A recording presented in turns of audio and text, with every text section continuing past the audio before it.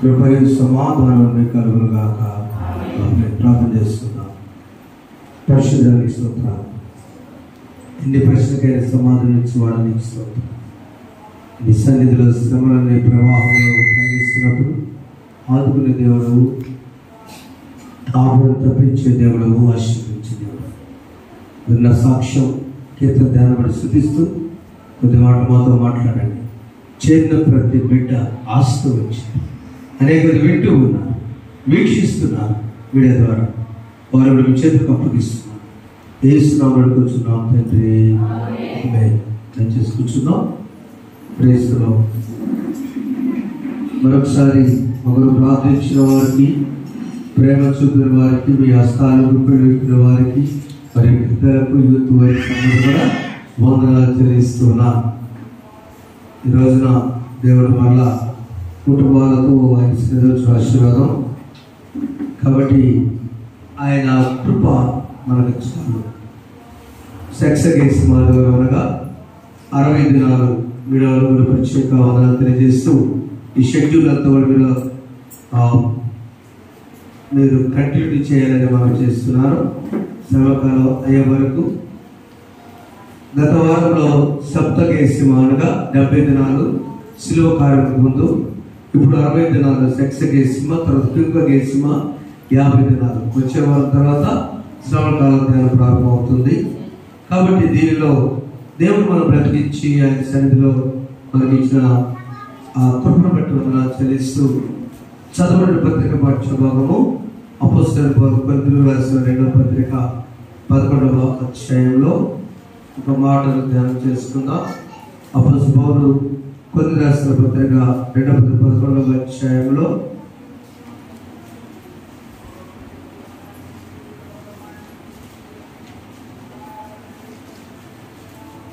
పౌలు గారికి ఉన్న భారం 28వ వచనం చదవండి. 28వ వచనం 11వ అధ్యాయం. ఇవిను కాక సంఘములను గూర్చిన చింతను కలదు, ఈ భారము దినదినములు నాకు కలుగుచున్నది. పౌరు భక్తుకున్న భారము ప్రతిరోజు చింత సంఘము గురించి. అందుకని ఎన్నో లిస్ట్ అంతా చదువుకున్న సాక్షులుగా చదివారు. ఆ పత్రిక పాఠంలో పౌలు సౌలు నుంచి పౌలుగా మారిన తర్వాత తన పడ్డ శ్రమలు ఇది నాకు లేదు అంటానికి వీల్లేదు, ఇది నాకు లేదు అంటానికి వీల్లేదు. యేసు ప్రభుని ప్రణాదాపం 39 కొట్టారు. ఈయన ఎన్నిసార్లు కొట్టారు తెలుసా? 5 సార్లు కొట్టారు. చదవనా? యూదుల చేత 5 మార్లు, ఒకటి తక్కువ 40 దెబ్బలు తింటే, ఒకటే కాదు 3 సార్లు బెత్తం 20వ వచనం బెత్తములతో కొట్టబడుతుంది. పాపం చేసిన స్త్రీని రాళ్లతో కొట్టినట్టుగా ఒకసారి రాళ్లతో కొట్టబడుతుంది. ప్రయాణంలో సమస్యలు, ఓడ పొంది శ్రమ పడుతుంది. రాత్రి ఒక సముద్రంలో గడిపింది. పోనీ ఎట్లా అనుకుంటే సొంత వాళ్ళు ఒకప్పుడు ఆయన అంటే భయపడేవాళ్ళు, ఈ పరిస్థితి ఆగక ఆయన దగ్గరే ఉంటుందని దొంగలు కూడా కొట్టారు. అంటే ఈ సమస్య నాకు లేదు అని అనకుండా అన్ని 26 వచ్చి చదువుకున్నాం అందరం. అనేక పర్యాయములు ప్రయాణములను, నదులమైన ఆపదలను, దొంగలమైన ఆపదలను, నా సజులైన ఆపదలను, అనింజలోని ఆపదలను, పట్టణంలోని ఆపదలను, అరణ్యంలోని ఆపదలను, సముద్రంలోని ఆపదలను, అప్పుడు సోదరులను ఆపదలు. ఎన్ని ఆపదలు లెక్క? 1 2 3 4 5 6 7 8 9 గట్టి మాట్లాడు. ఎన్ని ఆపదలు అంటే మనకు అనిపిస్తుందేమో ఇవన్నీ ఒక జబ్బు ఉందా, ఒక ముళ్ళు కూడా పెట్టాడు దేవుడు. అయ్యా 12వ వచనంలో చూస్తే 7వ వచనం, నాకు కలిగిన ప్రత్యక్షత బహు విశేషం ఉన్నదన్నా నేను నాకు శరీరంలో ఒక ముళ్ళు నన్ను నలగొట్టకు దేవుని దూతగా, సాతాను ఒక రిప్రజెంటేటివ్ దూతగా ఏముందంటే, ఒక దూత సాతాను దూతను అడిగింది ముళ్ళు, a thorn, the body of the apostle Paul. అపోస్తలుడైన పౌలు శరీరంలో ఒక ముళ్ళు. ఎన్ని తట్టుకున్నాడు, ఆ ముళ్ళు తట్టుకునే ముళ్ళు కాదు, ఒక జబ్బు. చూడండి ప్రియమైన, ఇవన్నీ ఒక ఎత్తు. ప్రభువారు ఇవన్నీ సమస్యలన్నీ, నా కష్టాలు, తరచుగా జాగరణ, ఆకలి తప్పులు, ఉపవాసం, ఇవన్నీ ఒక ఎత్తు. కానీ ఇవన్నీ కొట్టేసింది ఒకే ఒక్క మాట. 9వ వచనం చదవండి. 8 చదువునా, అది నా ఎదురుని తొలగిపోవాలని దాని విషయమై ముమ్మారు ప్రభువును వేడుకుంటుని. అందుకు ప్రభు ఆన్సర్ ఏంటంటే, ప్రశ్న ఏమో ఆ పుస్తకాలము కొరింథీ రాసిన 2వ పత్రిక 12వ అధ్యాయము 8వ వచనము, 12వ అధ్యాయం 8వ వచనంలో ఆ ముళ్ళు పోవాలని, నా ఎత్తుని తొలగిపోవాలని దాని విషయం ముమ్మారు ప్రభువును వేడుకుంటుని. అందుకు ఆన్సర్, నా కృప నీకు చాలు. ఏ సమస్యతో బాధపడుతున్న వారులారా, దేవుడి దినమిచ్చే వాగ్దానము చెప్పండి, నా కృప నీకు చాలు. చప్పట్లు ఒకసారి దేవుడు చూద్దాం. నా కృప నీకు చాలు, నా కృప నీకు చాలు, నా కృప నీకు చాలు. My grace is sufficient. కృపలను తలంచుచు, కృపలను తలంచుచు, ఆయుష్కాలమంతా ప్రభువే కృతజ్ఞతతో స్తుతింతును. ఆయుష్కాలమంతా ప్రభువే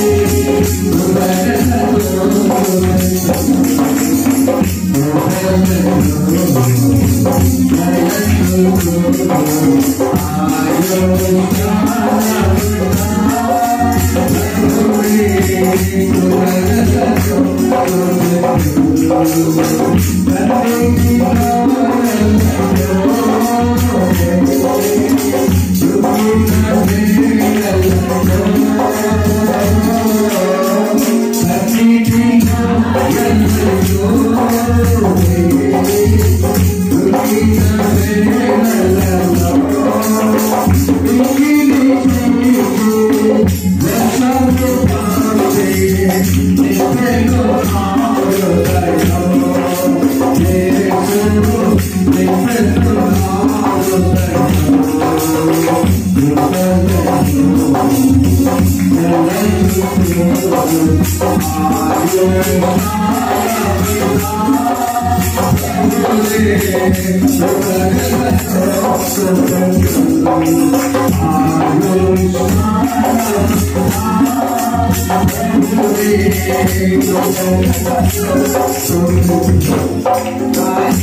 మొత్తం కూడా ఈ మద్రాసు పట్టణంలో పాట రాసిన ఆయన నటరాజన్ మొదలయ్యారు గారు.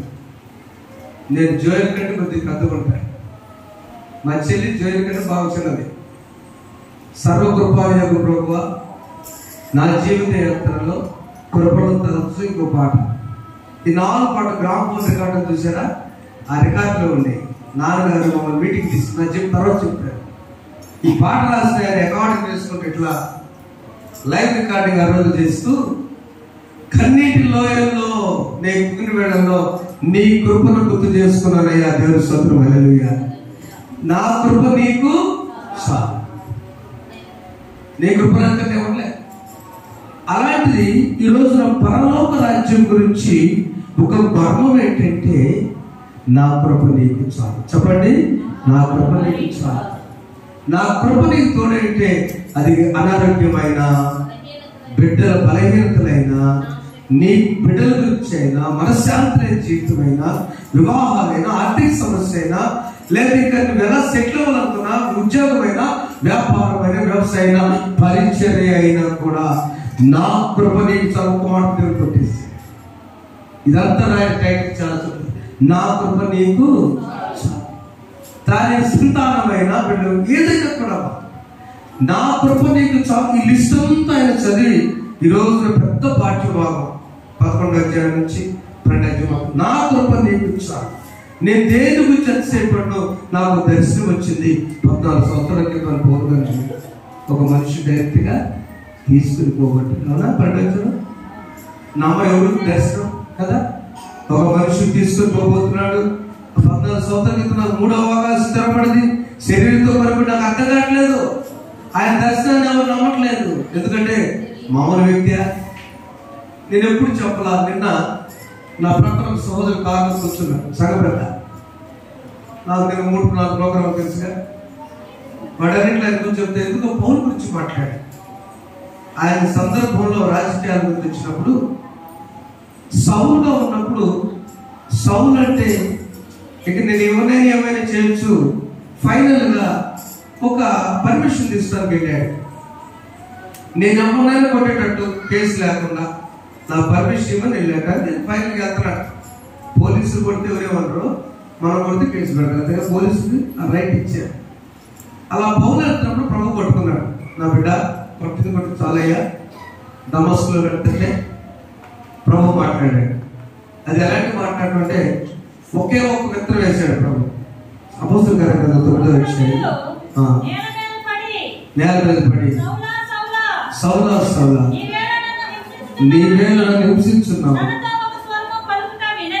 ఈ డైరెక్ట్ గా ఒక స్వరం అనే విత్తనము, మంచి విత్తనము సౌలు హృదయములో పడినది. హృదయం అనగానే నేల. ఆ నేలలో అప్పటి వరకు ఉన్నటువంటి నేల దమస్కులో ఎప్పుడైతే అకస్మాత్తుగా ఆకాశం వెలుగొచ్చి ఆ చుట్టూ ప్రస్కరించి పడిపోయి నేల మీద పడి సౌలా సౌలా అని నన్ను హింసిస్తున్న తర్వాత ఒక స్వరం పలుకుతుంది.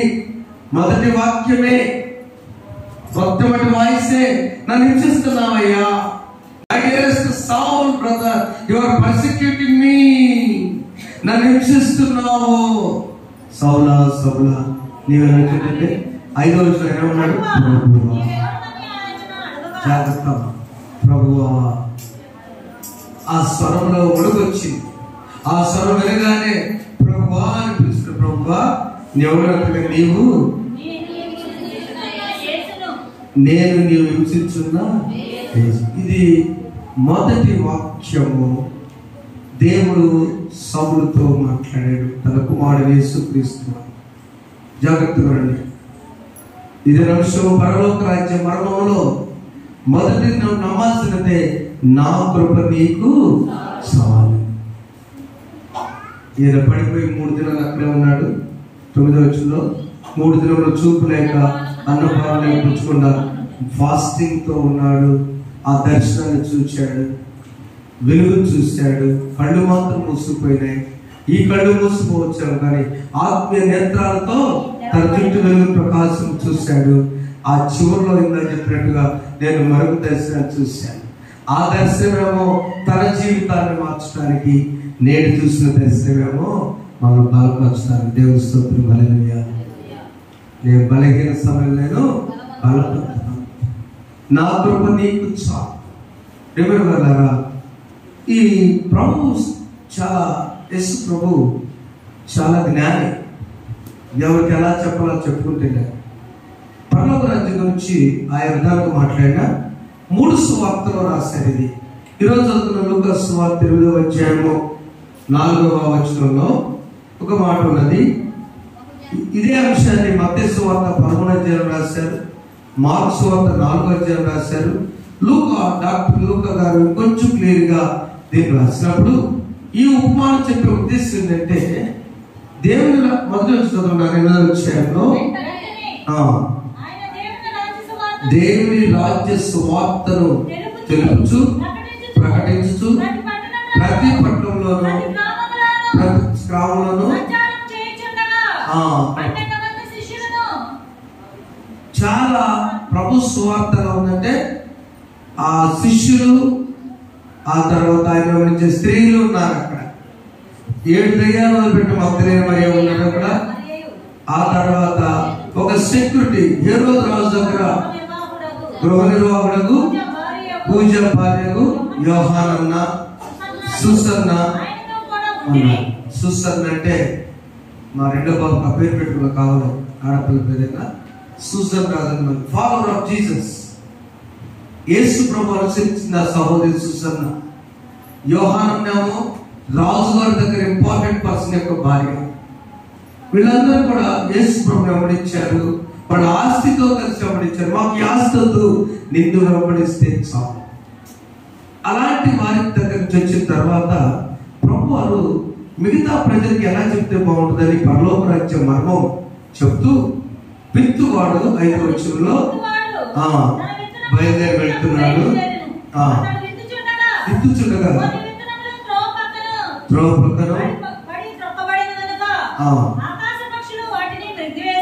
చాలు. ఈ విత్తనములు ఫలించంటే ఫలూస్ అంటారు. ఎక్కువగా సమృద్ధిగా గ్రీక్ పదం నుంచి వచ్చింది. నేల అంటే గే అంటారు లాటిన్ లో, గ్రీక్ లో. గ్రేట్ యోగ్యమైనదని. ఏ నేల పడితే ఆ నేల కాదు. ఫలించాలి అంటే ఎన్ని రకాల నేలలు, ఎక్కడ పడే విత్తనాలు? 4 రకాలుగా మనందరికి తెలుసు. విత్తనం ఏమైనా ఫాల్ట్ ఉందా? తాలు విత్తనాలు కొన్ని ఉన్నాయి, మంచి విత్తనాలు కొన్ని ఉన్నాయి, చూడటానికి బాగుంటే కొన్ని ఫలించవు.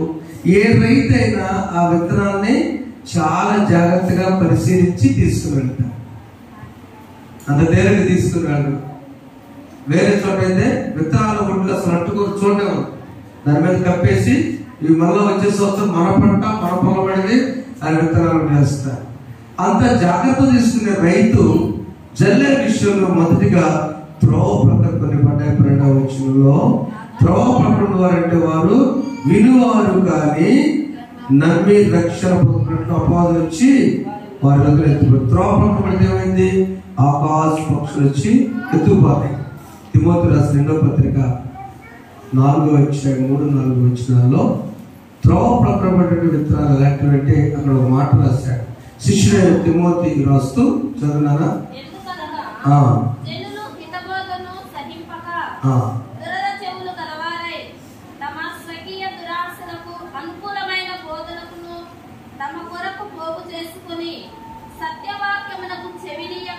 సత్యవాక్యమునకు చెవినియక ఇదాలండి. ఆశ్రమాల స్కూల్ కొత్తగా చేరిన స్కూల్లో విశాలాక్షి టీచర్ గారు ఒక తెలుగు టీచర్. ఆ మొహం చూస్తే సింహ బాగుంటుంది. ఎందుకంటే పిల్లలందరూ ఎప్పుడు బాగుంటారు. ఎప్పుడు పిల్లలంటే బాబు, టీచర్ అంటే బాబు. చాలా మంచి టీచర్. మన అమ్మగారి పిలిచి ఒక బ్యాచ్ వాళ్ళు ఆ చిన్నపిల్లలంతా ఇప్పుడు పెద్దవాళ్ళు అయిపోయి చీరలు కట్టుకొని పిల్లలు పెళ్ళి వాళ్ళ పుష్పాలు కూడా అయిపోయినాడు పిల్లలు కూడా. మా అమ్మాయికి పెద్ద మనిషి అయిందని మాస్టర్ మరి పిల్లలు అలా చెప్తే టీచర్ అంటుండగానే చివరి పవన్ కలిసి గద్దెంపు ఎప్పుడు టీచర్. అలాంటి టీచర్ గారు రాకపోతే చాలా ఏడ్చారు కదా. అందరూ వచ్చారు కదా, ఒక్క కాలం మిస్ అయింది. అందరి కాలం మనలో వచ్చినాకరా నేను వచ్చింది. ఎందుకంటే అప్పుడు కోప్పడి అప్పుడు గద్దిస్తే అప్పుడు తిట్టుకుంటారు, కానీ జీవితాంతం చెప్పుకుంటారు. అవునా? అనుకూలమైన బోధ, ఆశీర్వాదపు బోధ, నౌకరు సరదాలు బయటకు వెళ్ళి బోధ చెప్పుకొని ప్రార్థన అయిపోయింది అనుకుంటే హిత బోధల కంటే సత్యవాక్కును ప్రకటిస్తూ మన జీవితాలకు ఉపయోగపడే మాటలు చెప్తుంటే ఆ విత్తనాలు వినటానికి ఇష్టం లేదు. అవి త్రోవ ప్రక్కన పడిన వాటితో సమానం. రేడియోలో ఆరోగ్యమూర్తి గారి సందేశం వస్తుంటే, చూసినంత సందేశం వస్తుంటే ఎంత జాగ్రత్తగా వినేవాడమ్మా. గుర్తుందా? ఎవరైనా పరిగెత్తులు ఆగండి, మరి పోతురు 6 గంటల 5 నిమిషాలు అనేవాడు కదా సార్. ఇప్పుడు అట్టుందా? సూట్లు, రంగులు, గంతుకోవడం, కింద పడడం.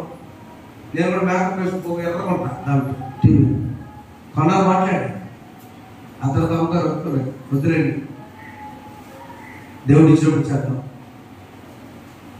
అవి కాదు, దేవుని మొక్కు వింటున్నారు, వదిలేస్తారు. ఇప్పుడైతే నా ఏ ఛానల్ చేసినా మనకు కావాల్సిన ఛానల్ పెట్టే పక్కగో అమ్మాయి దీపం వచ్చింది, లేదా ఇంకోటి వచ్చింది, రావాణి వచ్చింది, గోవాణి వచ్చింది. ఎందుకు? వాక్యాన్ని నెట్టివేస్తున్నాం. వాక్యము త్రోవ ప్రక్కన పడుతుంది. అవునా? ఏమో కదా, మనకు కావాల్సిన పాపం ఈ వాక్యం అడ్డం వస్తుంది. హాయిగా నడిచేవాడు విత్తనాలు అడ్డం వస్తుంది, తొక్కలేము. అట్లా చెప్పే విత్తనాలు ఫలించవు. త్రోవ ప్రక్కన పడిన వాక్యము వృధా అయిపోతుంది. The gospel is been wasting. ఈ రోజులో ఒక సువార్త చెప్పడానికి అరగంటకి 15,000 ఖర్చు అయింది. ఈరోజు టీవీ, చిన్న చిన్న టీవీలు అయితే 5,000 ఖర్చు అయింది. ఆ సువార్త వృధా అయిపోతుంది, త్రోవ ప్రక్కన పడిపోయింది. కారణము ఎక్కువైపోయింది.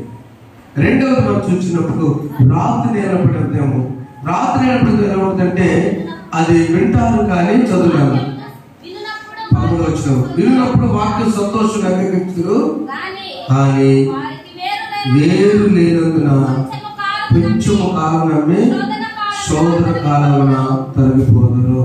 పేతురు ప్రభువుని వెంబడిస్తూ బాగానే ఉన్నాడు, అద్భుతాలు చూశాడు. కానీ యేసు ప్రభు తన ధోనిలో ఉన్నాడు సత్యం మర్చిపోయి ఆయన ఏం చేస్తున్నాడు? లేదు నిద్రపోతానండి, అంత దూరం విన్నాక వాక్యం. ఈ రాత్రి నేల పెరిగిద్దమ్మా, పెరిగి కొంతగా చెమ్మ లేక, తడి లేక, నీరు లేక ఎండు. కానీ ఎలా ఉండాలి? ఓటో కీర్తనలా ఉండాలా? అతడు నీటి కాలంలో నాటబడినదై ఆకువాడక తన కాలంలో కాల ప్రక్కన ఉన్న చెట్టు ఆ దాసనాడు బాగా పెట్టుకున్న కమ్మగా చల్లగా లేదు, కాలం ఎండిపోయినే ఉన్నది. కారణం కాలం ప్రక్కనే ఉన్నటువంటి చెట్లు చెమ్మ ఉంటుంది. పేతుడు ప్రభుతో ఉన్నా కూడా అవిశ్వాసం ఉండడం వలన ఎన్నిసార్లు అద్భుతాలు చూస్తావు పేతుడు? ఇది ఫస్ట్ టైం కాదు కదా. పడుకుంటే అంటే ప్రభు ఏం చేశారు? తుఫానుని నిమ్మడంగా ఆగిపో, సింహం గడ్డించిన ఆ సింహాన్ని నడిపించాడు ఆయన. ఇటన్నాడు సర్కస్ లో, అది కామ్ అయిపోయింది. యేసు ప్రభు శక్తిమంతుడు. రాతి నేలను తీసి యేసయ్య గ్రంథంలో ఇందాక అమ్మగారు చెప్పారు కదా, నూతన హృదయం మీకు ఇచ్చేదను, రాతి గుండె తీసివేసి మాంసపు గుండె వేస్తారు. అది రాత్రి నిలబడి విత్తనాలు ఉండకూడదు. బాగా వింటాం, అదే చెప్పేట్టు వస్తాను. అసలు ఆ మీటింగ్కి వెళ్తే బాగానే ఉంటుంది, విన్నాకేంటి? Right, very good. ఆ విని వచ్చిన తర్వాత ఏమిటి? ఆ విన్న తర్వాత దాన్ని నిజంగా కదా మన జీవితంలోని దాన్ని అన్వయించుకోకపోతే ఏదో ముచ్చట చెప్పుకున్నాక సమానం. అంతేనండి. వాక్యాలు ముచ్చట వరకు వచ్చే వాక్యాలు అనకూడదు. అది మన జీవితాల్లో నేను మీకు ముందే చెప్పాను. ఇండోనేషియా అయితే నాకు ₹1,00,000 ఖర్చు అయింది. ఆ ₹1,00,000 అంత దూరం లేచి వచ్చింది అంటే నీ దీపము ఆల్టర్ దగ్గర, నీ బలిపీఠం దగ్గర సేవకుడిగా నీ దీపములో అది ఆరిపోయేటప్పుడు నూనె పోస్తూ ఉండు. ఈ మాట దూరం అవసరమా? అవసరం. నీ నూనె తగ్గిపోతుందేమో. నీ నూనె fill the oil because it is all the time burning. నీ సేవ ఫలించాలంటే, నీ కుటుంబం ఫలించాలంటే నీ నూనె 10 మంది కలిగి నూనెమ్మా. నూనె నా దీపమును వెలిగించువాడు, నా చీకటిని వెలుగునజేయుడు.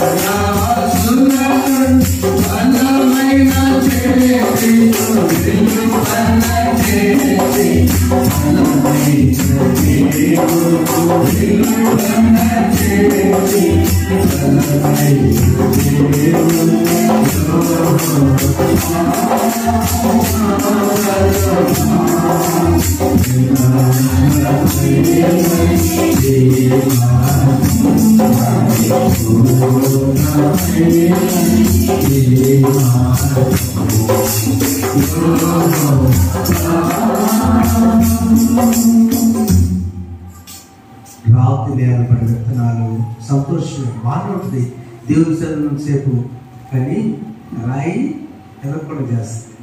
అది లేక మూడవ విత్తనం ముండ్ల పొద విత్తనం.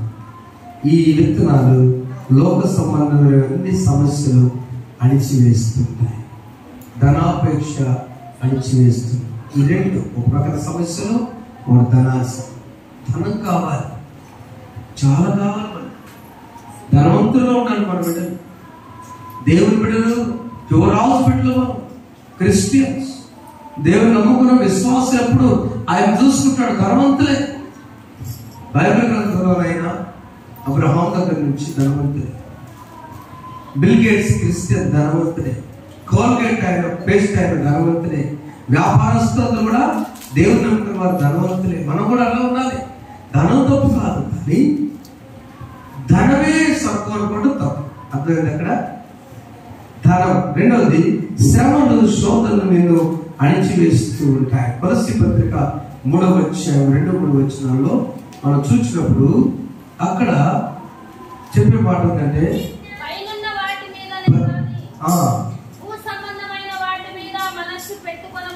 అంతే, పైనున్న వాటి మీద మనస్సు పెట్టు కానీ భూ సంబంధమైన వాటి మీద మనస్సు పెట్టుకోబాక. ముండ్లు ఏం చేస్తాయంటే, ముండ్లు ఈ చెట్లు రెండు కలిసి ఎదుగుతూ ఉంటాయి. కాస్త ఎదుగుతూ వచ్చేసరికి నెట్టేస్తాయి. ఒక కుటుంబం పురుషుడి ద్వారా దేవుని సన్నిధికి వస్తున్నారు. భర్తకుడు రాడు, చాలా ఇసుకునేవాడు ఆయన. అలాంటి ఆయన వస్తుంటే చక్కగా భార్య, భర్త, కొడుకు, 3 బిడ్డలు, అన్ని జనులు, తన కోడలు అందరు చర్చికి వస్తుంటే మరి ఏం కళ్ళు దృష్టి పడిందో కానీ, ఎలాంటి శక్తి పడిందో కానీ మరలా చిన్న కన్నీరు ప్రారంభమైంది. మంచిగా ఎదిగే సమయంలో ముళ్ళ చెట్టు అణిచి వేస్తుంది. జాగ్రత్త నా ప్రియమైన దేవుని బిడ్డలారా, దేవుడితో మనం ఉన్నప్పుడు ఈ ముండ్లు చేస్తే కానీ మనల్ని ఏమి చేయాలి. మనమేం చెప్పేసా ఆ ముండ్లను అణిచివేసే శక్తి దేవుడు మనకి మనం అడగాలి. మనలా కాదు. ఎదుగుతున్న సమయంలో హాయిగా భక్తిగా జీవిస్తుంటే భక్తులైన యోగుని ఏం చేశారు? అపవాదం వచ్చి పరీక్ష పెట్టలేదా? అవునా? పరీక్ష పెట్టి ఏంది ఆయన సంగతి, ఆయన దీవించావు కాబట్టి అట్లేదా? మంచిగా కుటుంబం అంతా ఆనందంగా కొడుకులతో సస్యశ్యామలతో అందరితో హ్యాపీగా ఉన్నటువంటి సమయంలో రాని వచ్చింది అపవాది. పరీక్ష పెట్టి నువ్వేమో చేసుకోపో, నా భక్తుడు తొట్టిల్లడు. ముళ్ళు నెట్టుగానే ట్రై చేసినా కూడా అవేమి చేయవు. చూడండి, చాలాసార్లు యోహాను పత్రిక 2వ అధ్యాయము 15-16 వచనాల్లో కూడా మనం చూసినప్పుడు, యోహాను పత్రిక 2వ అధ్యాయము 15-16 వచనాల్లో ఈ లోకమునైనను ఎవడైనా లోకం ప్రేమించాడు అంతే. ఎందుకు ఈ ముళ్ళ చెట్టు మీద నీళ్లు పోస్తున్నాం? అన్ని కూడా జాగ్రత్త ప్రేమ దేవుని బిడ్డలారా. బాప్తిసం పొందాలని ఆశిస్తున్న వాళ్ళు, బాప్తిసం పొందిన బిడ్డలు, దేవుడితో ఎట్లా ఒకటి హాయిగా వెళ్ళాలనుకున్న బిడ్డని ఈ ముళ్ళు వచ్చేసి అణిచివేస్తూ ఉంటాయి. ఆ అణిచివేసే సమయంలో మనం తీసుకొని జాగ్రత్త ఏంటంటే, ముళ్ళ చెట్టు పోషించకుండా మన చెట్టుకే నీళ్ళు పోయాయి. అది ఎలా కుదురుతుంది? కుదిరింది.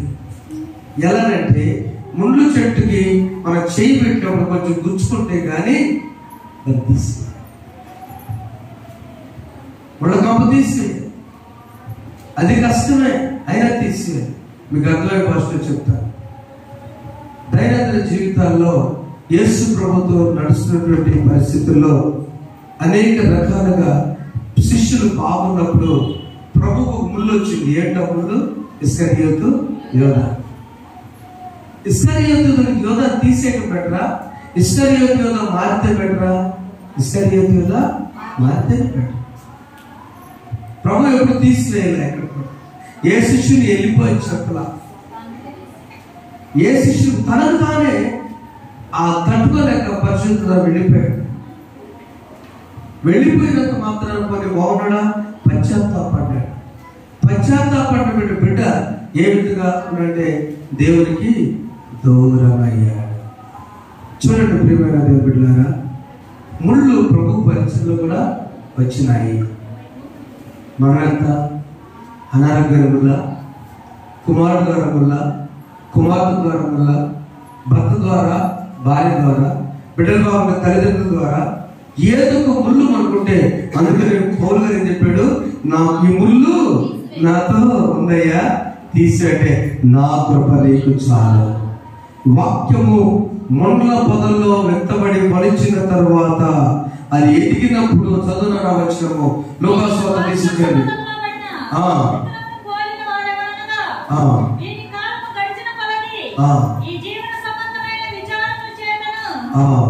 ధనభోగం చేతను అణిచివేయబడి పరిపక్వముగా ఫలింపనివారు. వాక్యం తెలుసు, ప్రార్థన తెలుసు, అని తెలుసు కానీ ఏం చేస్తాం సార్, ఏం రాబోతుందంటే చర్చికి వాడి బ్యాచ్ అన్ని తెలుసు. ఏం రమ్మంటావు చర్చికండి, ఫస్ట్గా దైవజన ఏమైనా రావాలి, ఏమని వస్తా హాయి ఉంటే వస్తాం అంతేనా. ఇందాక అమ్మగారు అట్లా నాకెందుకు వచ్చింది శ్రమ, నేనేం చేశానని. మా ఇంటికి ఎందుకు వచ్చింది, 50 సంవత్సరాల పుట్టినరోజు హాస్పిటల్ జరుపుకోవడం ఏంటి, దేవుడి ఇంటికి వచ్చాము. 50 సంవత్సరాలు మన యూత్ కుదిరితే ఏం చేసేవాడు, గందరగోళంగా 50 గంటలు కూరుకొచ్చేవాడు. ప్రభు చెప్పాడు, నా కృప నీకు, ఈ పూల గంపల కంటే, ఈ దండల కంటే, ఈ గిఫ్ట్ల కంటే దేవుడి దగ్గర మా యూత్ సంవత్సరం నాకు కూడా ఏం చేయలే, వందనాలే.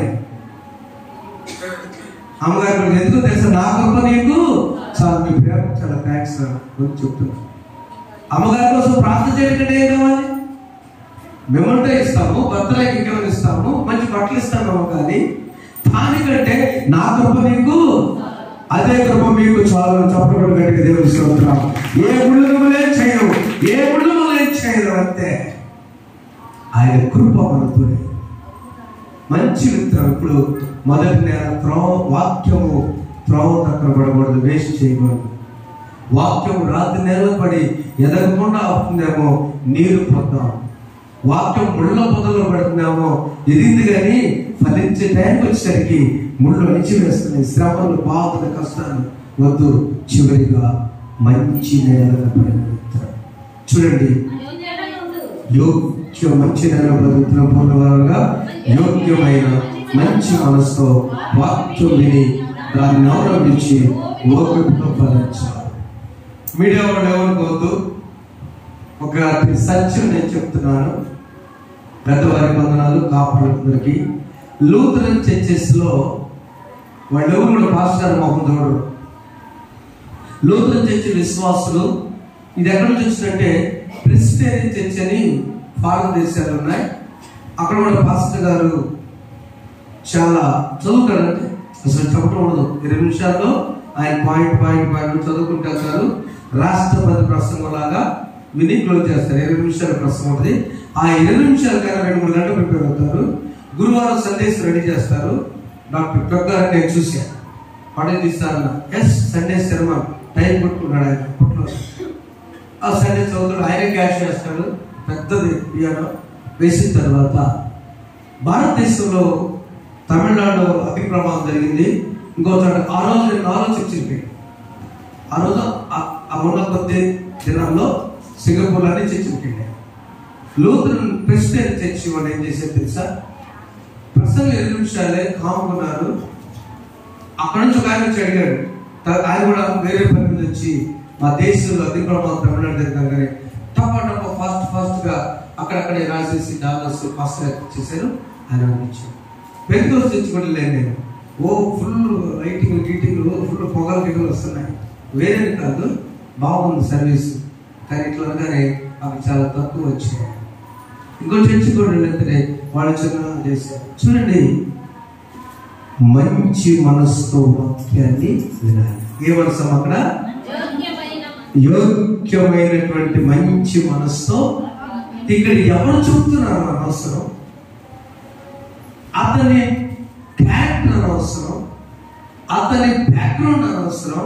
రేడియోలో మనం విన్నట్లుగా ఎవరైతే దేవుని సేవకుడు లేదా చిన్న బిడ్డ మాట్లాడుతున్నాడో, పెద్ద బిడ్డ మాట్లాడుతున్నాడో, వచ్చి రాని చదువుతా వాక్యాలు చదువుతున్నారు, ప్రార్థన వచ్చి రావడం చేస్తున్నారు, ఎవరిని కూడా అక్కడ మనము నిందించరాదు, దూషించరాదు. చెప్పింది ఏ మతం కానీ ఏ వ్యక్తిని కానీ దూషించరాదు.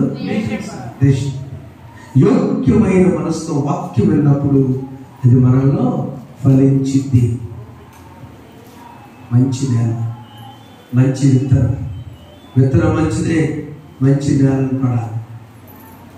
ఒకటే రెండు చెప్పు ఇచ్చేస్తాను. మీరు భోజనం చేసేటప్పుడు ఎవరితో మాట్లాడకుండా యజమాని పెడుతుంటే తింటాం. పాత రోజుల్లో యజమాని భోజనం చేస్తుంటే ఆయన అడుగుకి గోడకెళ్ళి కూర్చునేవాడు, కొడుకులు కూతురు కూడా బయటకు పంపించేదామా యజమాని రాదు. ఇప్పుడు మీ వయసు అప్పుడు అవునా? ఆ పురుషుడు భోజనం చేస్తుంటే ఎవరు కన్ను పడకూడదని భార్య మాత్రం చూస్తుంది. మా తాతయ్య తవిడి భోజనం పెరుగల్లో తింటాడు, మౌనంగా తింటాడు. తవిడి జొన్నను పెరుగల్లో తింటాడు. మామూలు భోజనం ఎట్లుంటుంది? ఎక్కడ కుక్క కూడా వేస్తాడు, కట్టేస్తాడు, పని కూడా తినేస్తాడు. మంచి ఆనందంగా భోజనం చేస్తే ఆ వండి పట్టింది. వాక్యం కూడా యోగ్యమైన మనసుతో వింటేనే మన హృదయంలో పనిచేస్తుంది. అపుస్తకాల గ్రంథం 16వ అధ్యాయం. నీ వాక్యమే నన్ను బ్రతికించెను, బాధలలోనే బదిలించెను. నీ వాక్యమే నన్ను బ్రతికించెను, బాధలలోనే బదిలించెను.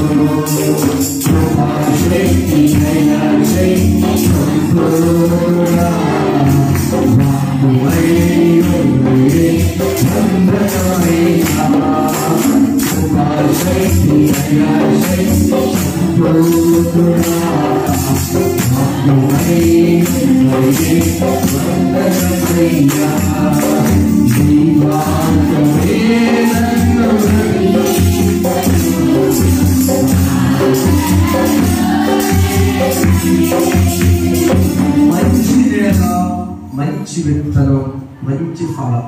జాగ్రత్త. విత్తనం మంచిదే, అది మంచి నేలను బట్టి మంచి ఫలాన్ని. అపుస్తకాల 16:14 అపుస్తలు అక్కడ సువార్త ప్రకటిస్తున్నప్పుడు లూదియా అనే దైవభక్తి స్త్రీ విడిచుండెను.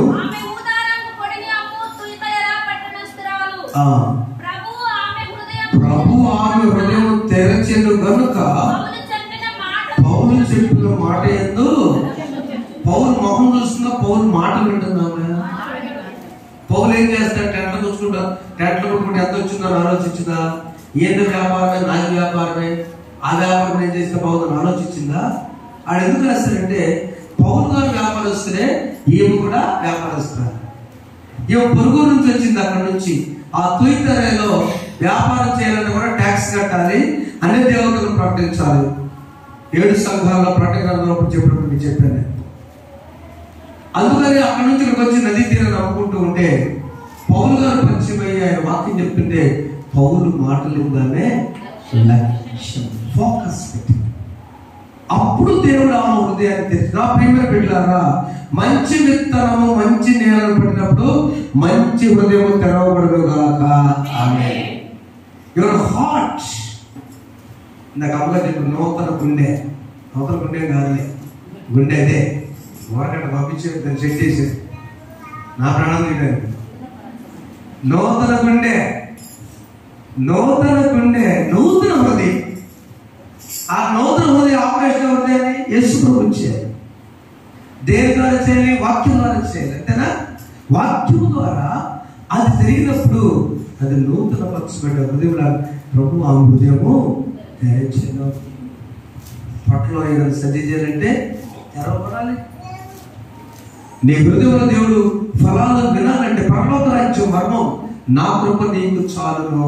రెండవది మంచి ఫలము ఫలించు. మంచి ఫలం వచ్చిన విత్తనం మంచిదే, దేవుడిచ్చిన వాక్యము అది మంచి హృదయంలో పడ్డప్పుడు లూదియమ్మ మంచి హృదయాన్ని ఇచ్చింది. తానే కాదు తన ఇంటి వారు కూడా విశ్వాసం నుంచి రక్షించబడ్డారు. రెండవది, తాను చెప్పిన సాక్షి ద్వారా పుత్రులను దేని బట్టి వదిలించడమే స్వస్థపడింది, బాగుపడింది. మూడవది, వీళ్ళు కొట్టి సెల్సాలను వేస్తే వాళ్ళు పాటలు పాడి వాక్యం కూడా చెప్పరు. అక్కడ 25వ వచనంలో, అయితే మధ్యరాత్రి వేళ పౌలును దేవునికి ప్రార్థించు కీర్తన పాడుచుండి. ప్రసంగం చేశారా, పాటలు పాడారా? పాటలు ఇక్కడ పాడటం కాదు, మన ఇంటి దగ్గర కూడా పాడుకోవాలి. ఇంటి దగ్గర పాడుకోవాలి. దర్శిలో ఒక అమ్మమ్మ ఉండేది, మాకు నాయనమ్మ లాంటి. ఆమె అప్పుడప్పుడు మిషనరీస్ వచ్చి ఆమె నేర్పిన పాటలు పాడుకుంటూ, కుమారుడు టీచరు, అల్లుడు టీచరు, ఇంటి మాస్టరు, కుమార్తె టీచర్ గారు, ఆమె పొద్దుగానే 4 గంటలు లేచి అందరూ మౌనంగా నిమ్మడంగా ఉన్నప్పుడు ఆమె పాట పాడుతూ ఉండేదట. ఆ పాట విని విని విని విని ఆ ఇంటికి 2-3 ఇళ్ళు దూరంలో వచ్చి, బాబు ఎందుకు అట్లా పాడతావు, ఏం పర్లేదని గమనిస్తుంటే, నాయన నా పాట గొంతు బాగాలేదా? గొంతు బాగాలేదు కాదు, ఇద్దరు వెళ్తున్నావుగా. ఒకనొక దినాన అప్పటికి అస్వస్థ కలిగితే మళ్ళీ అప్పుడే వచ్చా, ఏందమ్మా నువ్వు పాట పాడలేదు, నాకు బాగలేదా? రోజు నీ పాట విందామని నేను లేచి ఉంటే నువ్వు పాడుతుందయ్యా, నాకు బాగలేదయ్యా, నేను పాడలేకపోయాను. అయ్యో, నా స్వరం పాట పాడినప్పుడు నీకు వినబుద్ధి కాలేదు, నీకు కావాల్సినప్పుడు నా స్వరము. ఇక నుంచి అతను ఆ ఒక్క మాటతో మారిపోయాడు.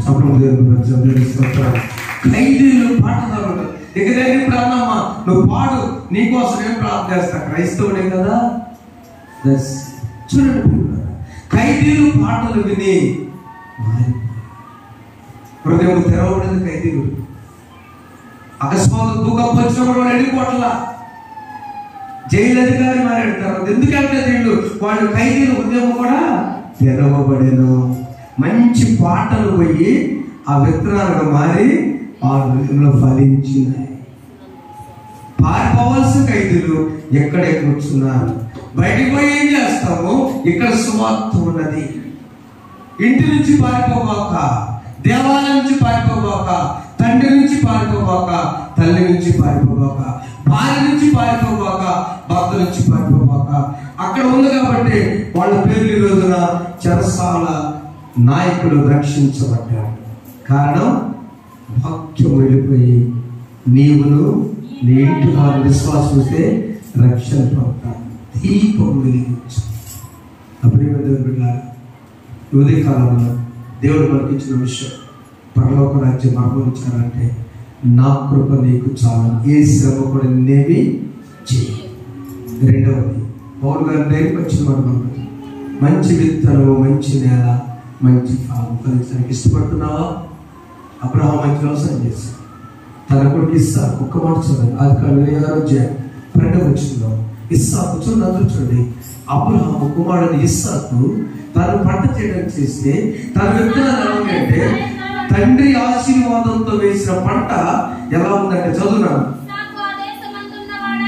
ఇస్సాకు ఆ దేశం ఉన్నవాడే విత్తనం వేసి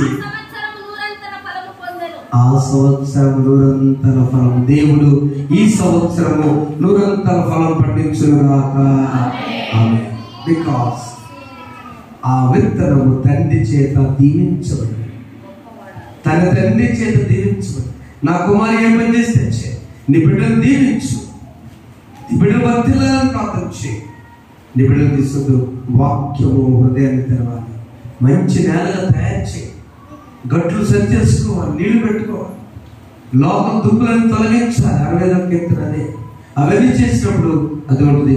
యోసేపు ఆదికాండం 39:5 కూడా ఫలించడి అయ్యాడు. నీవు నేను ఫలించొద్దా? శిష్యులు ఫలించారు, నీవు నేను ఫలించాలి. ఏమిటి ఫలభరిత జీవితం అంటే? ఒక్కటే, ఎవరిని క్రీస్తు కొరకు ఒక్క నెల సంపాదించు.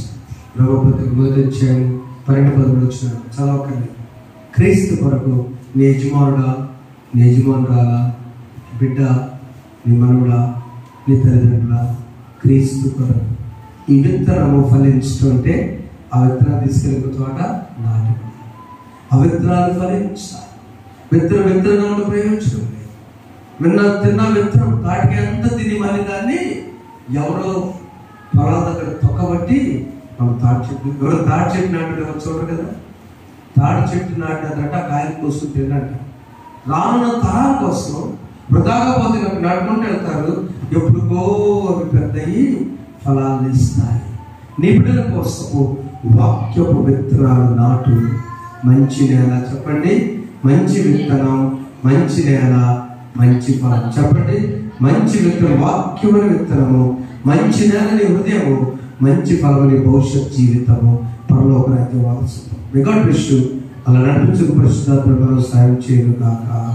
ఆమేన్. పరిశుద్ధుల నీకున్నా నిన్న వాక్యం నీరు కట్టి ఫలించి నా కృప నీకు చాలని చెప్పి యేసు నామమున వచ్చున్నాం తండ్రి. ఆమేన్. సమస్త జ్ఞానం నుంచి దేవుని సమాధానం ప్రభువైన యేసుక్రీస్తు మీ పితరులకు కావాలను గాక. ఆమేన్. దేవా నా